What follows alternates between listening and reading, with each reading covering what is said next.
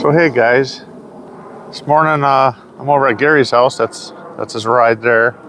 Couldn't tell that a Corvair guy lives here, could you now? He's going to be teaching me how to work and fix Corvairs, and today we're going to work on the transaxle. He's got parts everywhere. So he's going to teach me how to tear the transaxle apart. He doesn't know I got the camera rolling. But he's been doing it most of his life. And they're just everywhere. As far as you see, Corvair parts around everywhere. So we're gonna go on in and say hi to Gary. Like I said, he doesn't know I'm filming.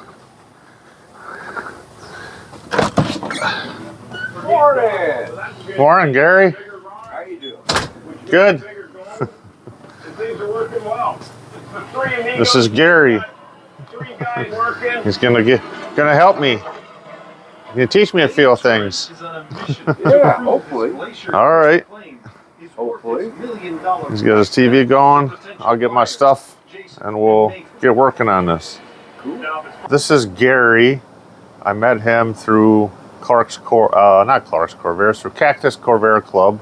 Someone referred him to me to give me a hand, and he's been kind enough to show me how to work on Corvairs. Now, Gary's been working on them for how long?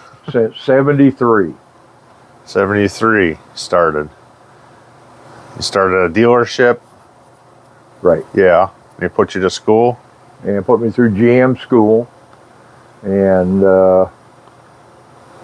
well, here we are today. So we're going to work on the transaxle here today. We split it the other day. Gary got him over at my shop, and he's teaching me how to tear them down and get it cleaned up and check the bearings and rebuild it. I'll let Gary go from here. Okay, we got the rear end out. There's a few things we need to check as we pull this apart so that we have an idea of what we need moving forward. The first thing that I try and do on these is to make sure what we have on the back of, this is for the governor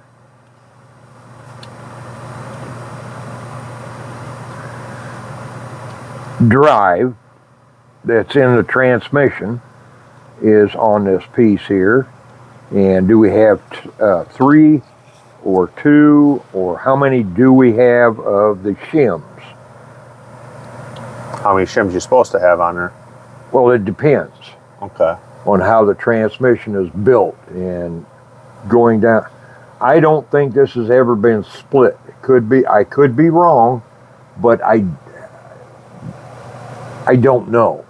And hell, it's more than 20 years old, so that's what we have to kind of double check and see what we have.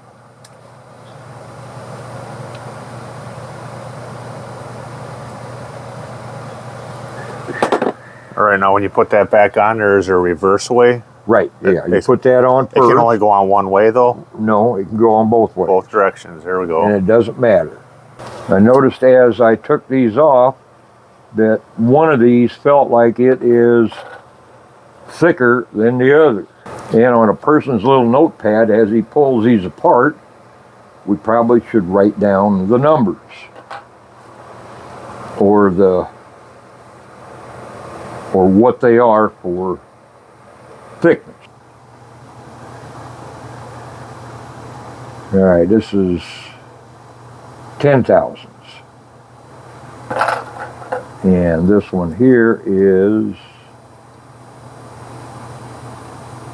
30 thousandths. And it's not 2 of them together. This is 1. And so is that. So you might want to write that down on your paper as what you need for thoughts going down the road. Because Clark's Corvair parts is 10 days away when you order it, that you get your parts.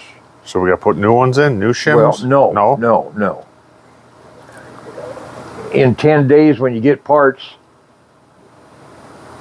what was the numbers on that? Hell, I don't remember. Yeah. Unless you write them down. So Okay. Yep, I'll write them down.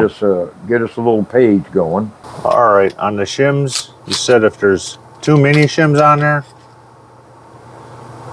and 2 lesser shims. Okay. Too many shims will push the transmission back so much so that it won't have any room for the bearings and the thrust pieces to lubricate, and the tranny won't last very long. Not enough, and it makes it sloppy going into drive, and the tranny won't last very long. A crusty gasket. Yeah, that's as old as we are. Get all the dirt, oil, and stuff off from it that you can. Makes it a little cleaner for you to do a nice job on it. And 99% of the bolts are 1/2 inch, so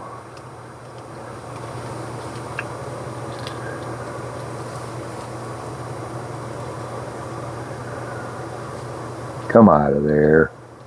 There you go. Now what I like to do on these, if we use the same bearings, I like to put everything back in the same spot that it came out of. So I'm going to mark them. All right, where'd my hammer go? I wonder. Yeah, it's hiding. Hopefully it's on top of the pile.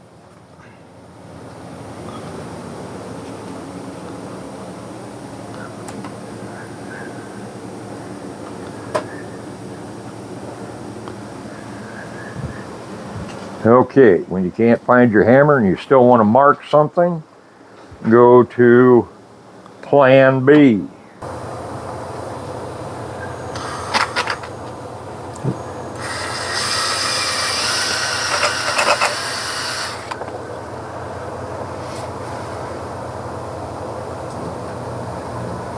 And that just goes to where your bolt hole is.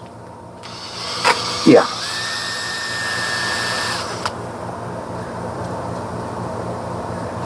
Then you don't have a hole anywhere else on here, so you know that this goes Directly center that one. right, or plus or minus, however the bearing goes back together when you put it back on that way. All right, here's a little secret on how you can remove these, because they don't just come apart.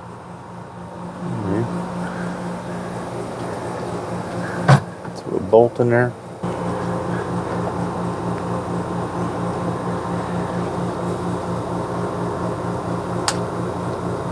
All right, we got her spinning now. We had to get out the big guns to get that loosened up, because it's got a piece of rubber in it for a seal on the outer part of this. It's got a seal right across here. See, it's already coming It's apart. already falling apart. Right. That's your rear bearing, and this is rear. Holy crap.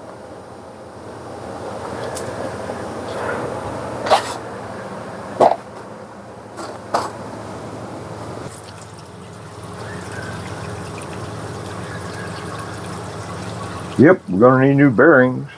New bearings, yep. Yep. Let's see, Thursday. Well, it took me 9 days to get my stuff from Clark's last time here, so like you said. Well, we can get these from Oh yeah, just Auto Parts. Timkins or Yeah. yeah.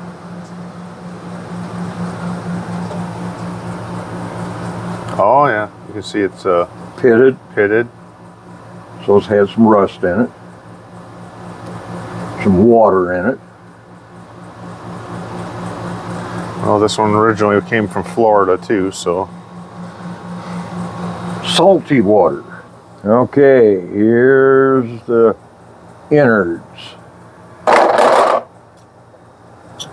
There's supposed And to be we've a already... Is there supposed to be a gasket on here? Oh yeah. Yeah. Is it there? It's just not much. It's there. Yeah. It's just... Nothing. Much. Right. Yeah. Yeah, now this transaxle was leaking in on these guys here. Right. On each side. Right. Pretty bad. Yep. That's why we're pulling it apart, plus to check the bearings. And Right.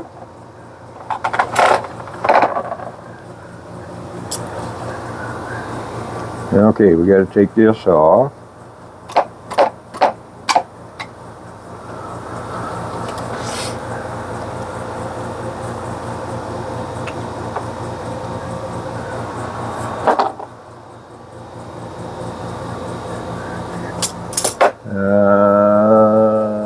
$3 is what I want now. now I ordered a tool from Clark's.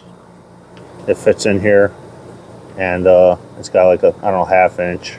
You put a socket on it, but it was supposed to be here yesterday, but it wasn't here, so it'll be here today. But we'll do it the old-fashioned way.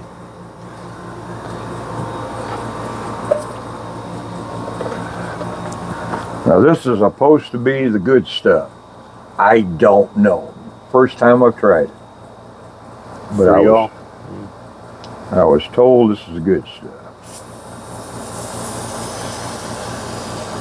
It smells good. I like that.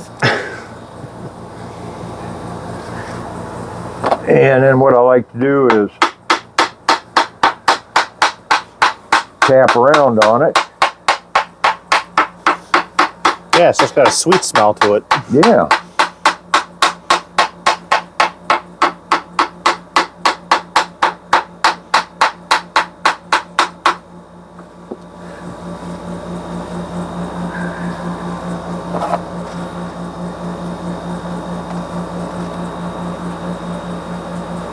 Oh, here's the bolt trick again, right? Yep. Because it's been in there since day one. And this is a 61, so it's probably put together in 61.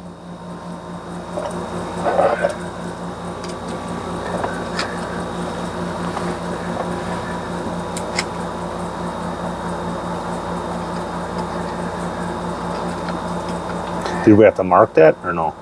Probably shouldn't I? Well, it's going to have new bearings, so it's going to have to be all redone. All right. Okay. So. Just wasn't sure. Yeah. Okay.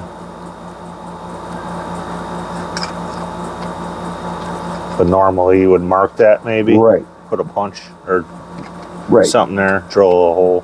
Drill a hole. A little bit so you know where it went. It was. Gary's got it spinning loose. Got her broke loose with a little adapter bolt here to help get this loose. Some leverage. Yep. And these here were impact. Oh, is that that one of the seals in there or no? Yeah, it's a seal. That's a seal. It's one of them. Yeah, it wasn't leaking out of there, but leaking on this one. It's leaking on them there. Yep. It's just one O-ring in there.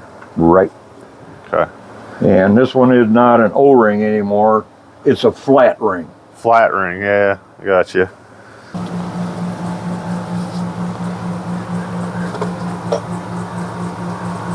Okay, yeah, that's the bearing race. You can see it's rusty, little kind of pit marks a little bit, yeah. Yep. That's no good. Nope. Gary's taking off the speedometer drive. Pulled out the bolt. And there's a little holder. It's been in there since day one.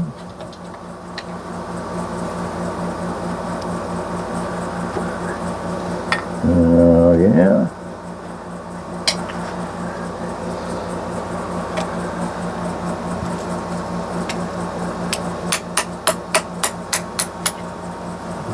It is. Okay, keeps it from moving.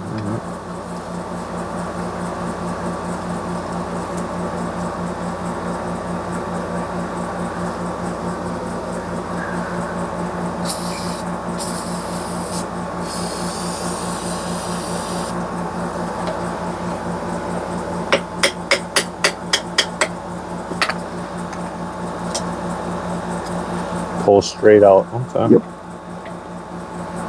Then you got to get the gear in line with the hole here.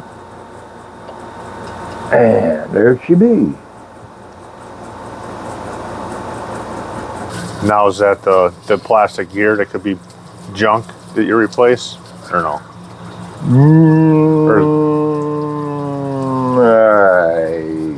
I know you were saying something about there's a gear that. If they're broke, replace them. Yeah.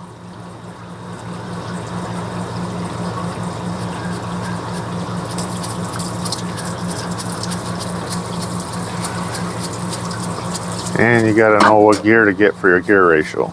Right. And that you'll have to Count your teeth.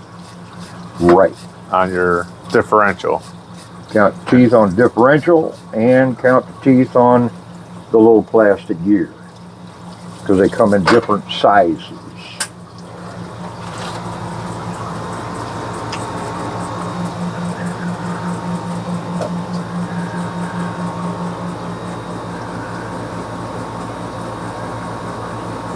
I think I'd replace this because it looks like it run through a bunch of crap and crud.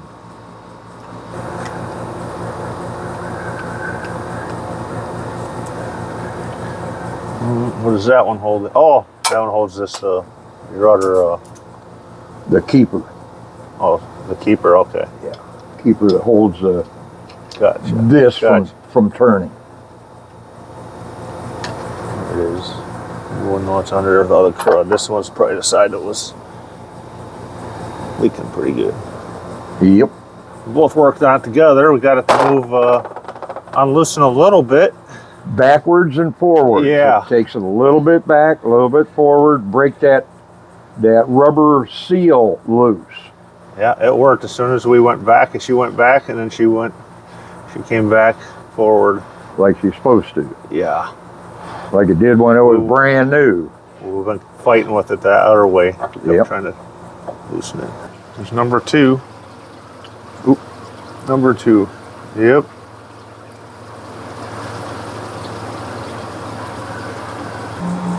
All right.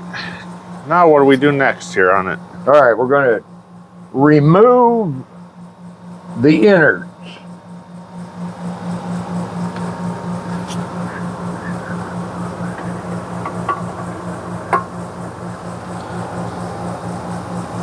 And the bearings are in bad shape on that. And this is a small one, so we have to count them and see what we have. And double check with numbers on the rear end to find out if they are correct, to see if it's been gone through before or what. We don't know.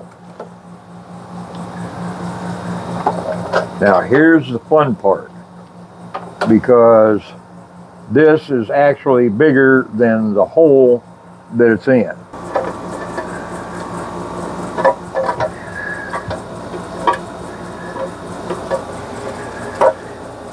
There it is. There it is. A little Tetris.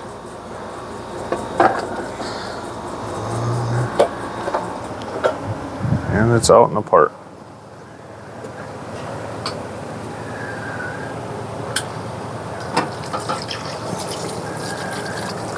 Now getting that out of there doesn't always come out the first time. No, and it takes a certain spot for it to finally climb out of there, because it's so close. And like I say, you can't put that right straight down into the rear end because there's not enough room. It's got to come out sideways. Sideways, it kind of rolls out and up and over the lip of the transaxle case. Right. with the bearing the longer shaft of it down. Because they did not put that together inside the rear end. It was put together and then put in. So it's got to come out. You said there was guys working on them for days, couldn't get them out. Right. Cussing and swearing and going to Sunday school.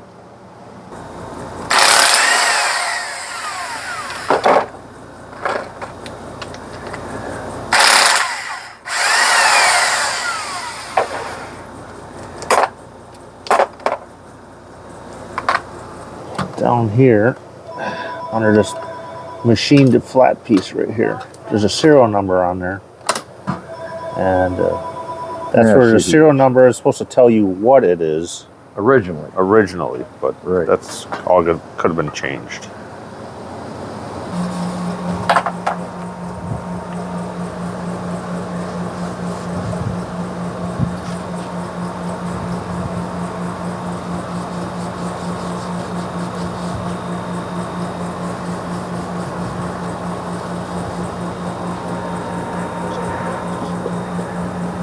It looks like a BY something there.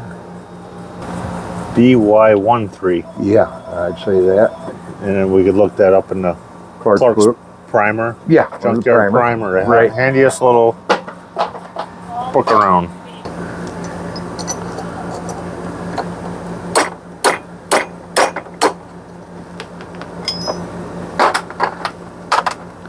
Knock the little pin out.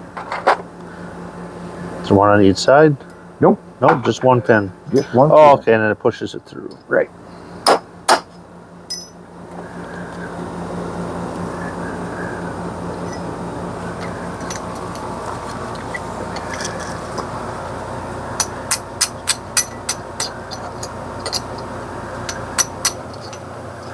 Now those gears got, they don't matter which way to go back in because they spin around. Yeah. Okay. Yep.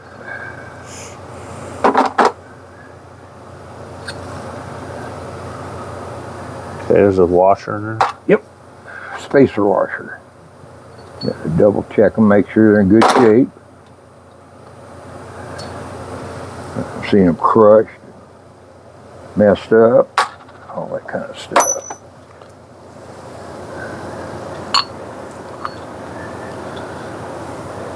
And here's your little drives. They're not eat up, not rusted up. That's good.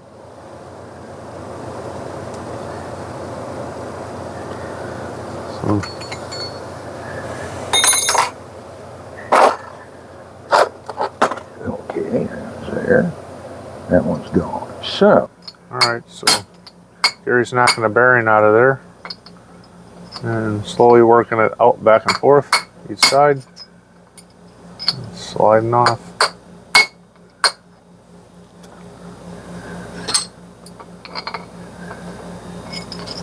Get close to the end here.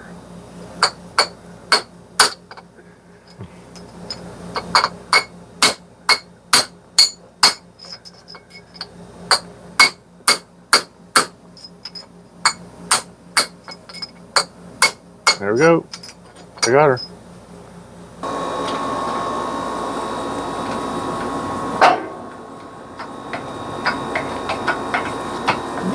Come on, grab her. Oh, it's got a ways to go. Oh, well, I still got her anyways. All right. Here. That's fine. I'll probably just drop it if I have it right. Pressing it off. And I got her. Press that one off. Here, use rag on it. I got her. You got it? Yep, I got her. All right.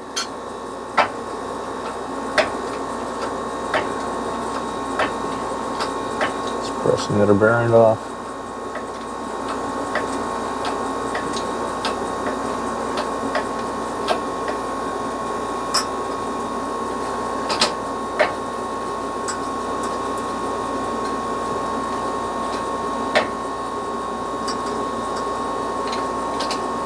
Nothing should fall anyways, right?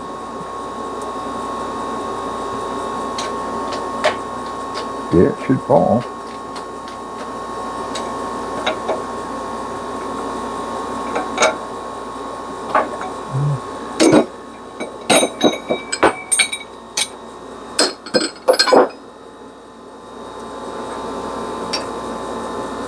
Gonna stay there. I got it.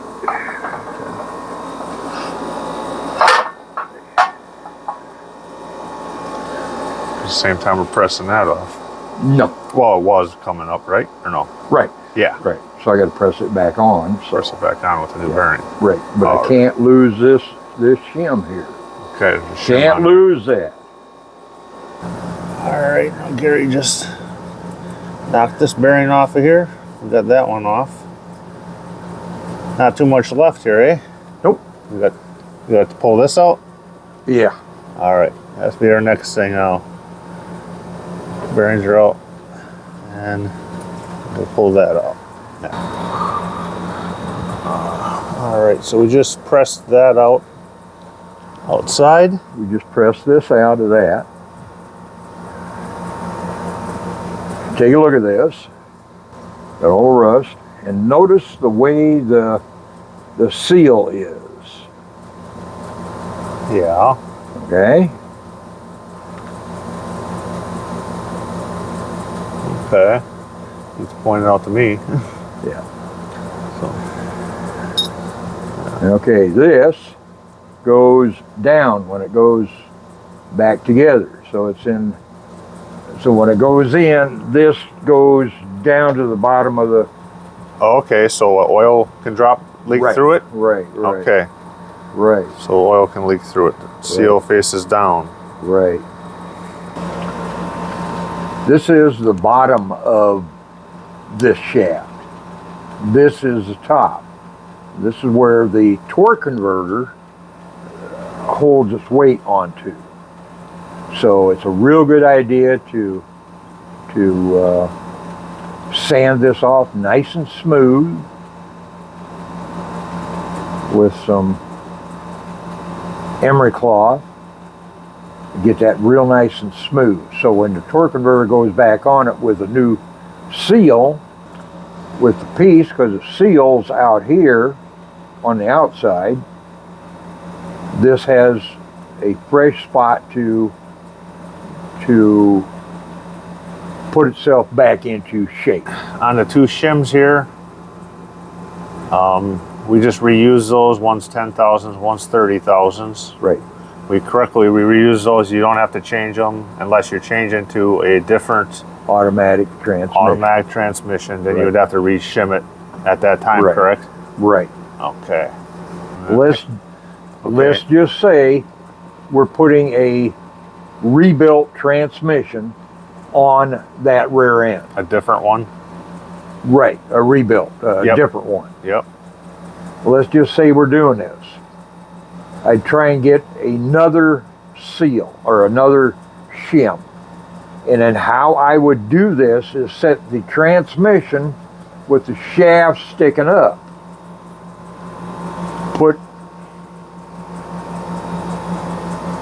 Put your gear drive on that part, sticking,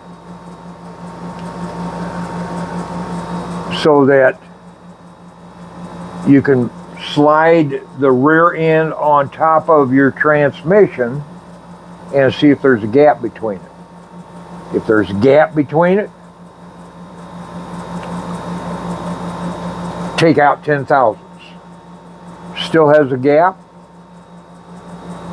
grab the other one that's 10,000s and this one's 30,000s, pull out the 30,000s, put two in there so you have a grand total of 20,000s. Does your case go together without bolts in it? You don't want to mold it. You want it to where it sits down on the gasket. Just touching it. Right. Yeah. Right. Not sitting up. Right. Then you're done with setting up these shims for the transmission and the rear end to mate. If it's too tight, it'll mess up your transmission. If it's too loose, your shift will be off. It'll be between low and second gear, it'll go high RPM and then into gear, unless something else is wrong in the system.